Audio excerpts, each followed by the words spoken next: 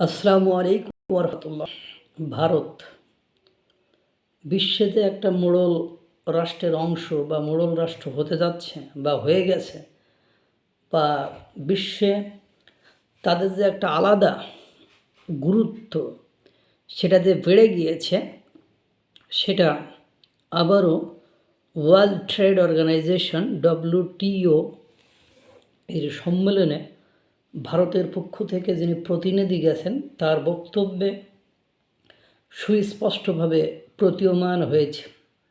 এবং পশ্চিমা ও ডোনাল্ড ট্রাম্পের একটা ঝাঁকুনি, একটা কাঁপুনি। আপনারা জানেন, অধিকাংশ সময় পশ্চিমা এবং আপনার ডোনাল্ড ট্রাম্পকে নিয়ে বা ডোনাল্ড ট্রাম্পের আমেরিকাকে নিয়ে কেউই মুখ খোলে না। তাদের এগেনস্টে অর্থাৎ তাদের বিপক্ষে কেউই সহজে যেতে চায় না, কেননা কখন স্যাংশন আসে, কখন শুল্ক আরও পাশে, এই ভয়ে। অথচ ডোনাল্ড ট্রাম্প ক্ষমতায় আসার পরে একের পর এক শুল্ক, নিষেধাজ্ঞা, H-1B নিষেধাজ্ঞা, ভিসার নিষেধাজ্ঞা, ঔষধের উপর শুল্ক 100%, এমনি অন্যান্য সেক্টরে শুল্ক 50%, মানে 50%, এগুলো কিন্তু ভারতের উপর চাপিয়ে দিয়েছে বিভিন্ন অ্যাঙ্গেল থেকে।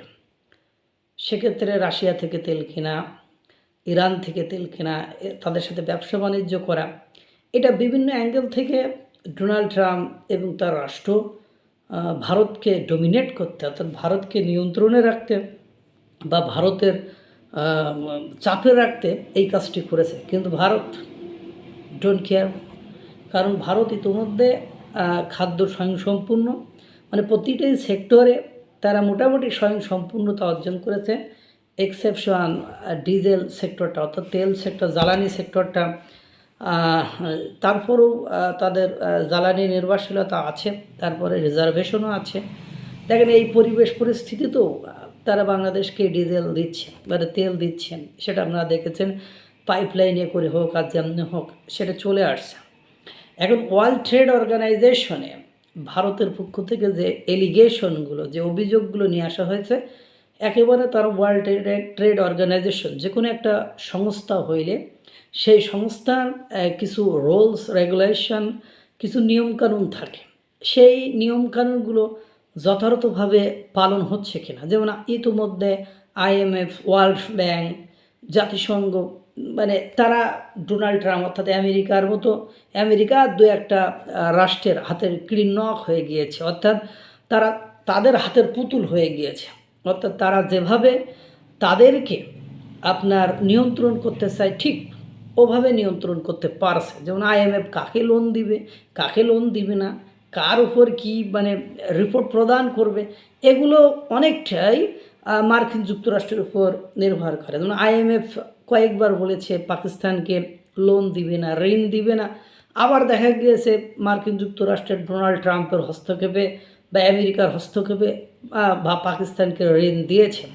তো এই যে বিষয়গুলো, এই বিষয়গুলো ওয়ার্ল্ড ট্রেড অর্গানাইজেশনের ক্ষেত্রেও মানে কিছু আগে এটা ছিল না, সম্প্রতি কয়েকটি দেশকে নিয়ম বহির্ভূত, নিয়ম লঙ্ঘন করে, নিয়মকে পদদলিত করে সুযোগ সুবিধা দেওয়ার চেষ্টা হয়তো বা ওয়ার্ল্ড ট্রেড অর্গানাইজেশন করছে বা এরকম কিছু দেখা গিয়েছে। এখন ভারত এটা বরদাস্ত করবে না। ভারত তো একটু অন্য লেভেলের খেলোয়াড়, তারা জ্ঞান অর্জন করে, যেহেতু ওখানে গিয়েছে লিগাল যে প্রসিজার, যে প্রক্রিয়াগুলো আছে, যে নিয়ম নীতির উপর ভিত্তি করে প্রতিষ্ঠানটি দাঁড়িয়ে আছে, যে অপরচুনিটিস, যে সুযোগগুলো দেওয়ার জন্য এই সংস্থাটি প্রতিষ্ঠিত হয়েছে, সেই সুযোগ সুবিধা যদি আমি না পাই, তাহলে এই প্রতিষ্ঠান থেকেও কি আর না থেকেও কি।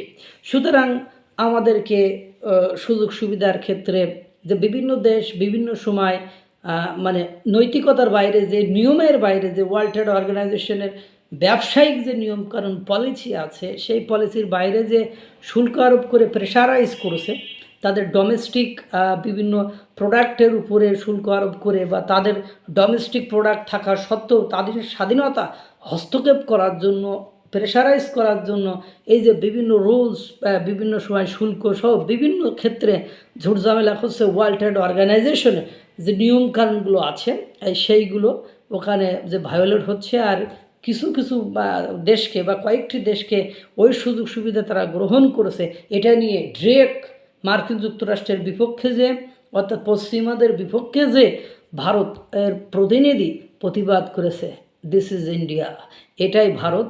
এবং ভারত এই গতিতে সামনের দিকে এগিয়ে যাবে। আপনারা দেখতে থাকুন, ভালো থাকুন, সুস্থ রাখুন। আল্লাহ তাআলা সকলকে ভালো রাখুক, সুস্থ রাখুক। আসসালামু আলাইকুম ওয়া রাহমাতুল্লাহ।